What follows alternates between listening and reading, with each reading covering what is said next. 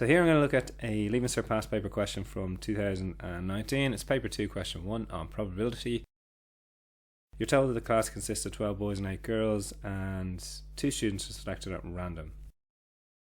So the probability of the event happening is the total number of successful outcomes over the total number of outcomes. Well, first of all, we could have 12 boys over 20. That's 12 out of a total of 20 students in the class. And that's the probability of selecting a boy first. Well, if that's the probability of selecting a boy first,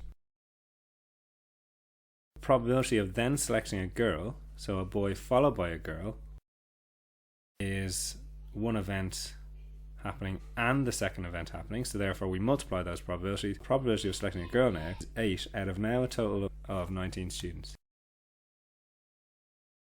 Okay, the other way that's going to happen is if we first select the girl, so that's 8 out of 20, then select the boy. There's a total of 2 ways of that happening. When we multiply those out together, we get a probability of, that's going to be 8 by 12 is 96, 19 by 20 is 380. That's going to give us a total of 192 over 380, which simplifies down to 48 over 95.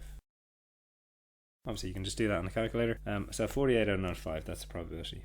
The other way of doing it is using combinations, because we know there's 2 events here, and if we're using combinations, then the total number of outcomes, successful outcomes, is 12C1, because that's going to be 1 from 12 boys, times 1 from 8 girls, over the total number of outcomes, which is 2 students from 20. So in your calculator, that's going to be 12 choose 1 times 8 choose 1 over 20 choose 2. And to work that out, it's going to be 12, and then it's going to be shift divide. That brings up 12C1, which of course is 12 times 8, which is 96, over 20 choose 2 over 190. Again, that simplifies down to 48 over 95. So 2 ways of doing it. One way using combinations, and the other way just using standard probability. So the next question, 4 students are selected one at a time at random from the class. What's the probability that the first 3 students selected will be boys and the 4th will be a girl?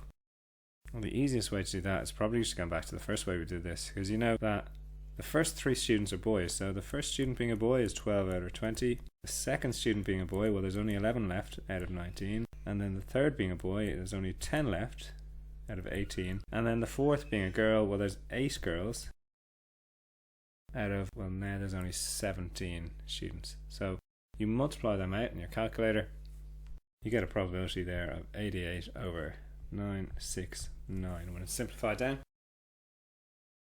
Again, you can use combinations there, but you wouldn't need to. So the next question, you've got an exam paper made up of 2 sections, section A and section B. You've got 7 questions in A and 8 in B. The paper contains the following instructions. You must answer question 1, so there's no choice there. You had to answer question 1. So you've got a choice, 1 from 1 there effectively, which is just 1 for that question. You also must answer 3 questions from the remaining 6 questions in section A. So this will be A. So here you've got 6, choose 3. Then you have to answer any 4 questions from section B. So we're going to multiply that by 8, choose 4. So the total number of outcomes there, the first one we needn't count, it's just the number 1, so it's 3 from 6 and then 4 from 8. Plug that into your calculator, so that's going to be 6C3 times 8C4, and that gives you a total of 1400 different combinations that can be used.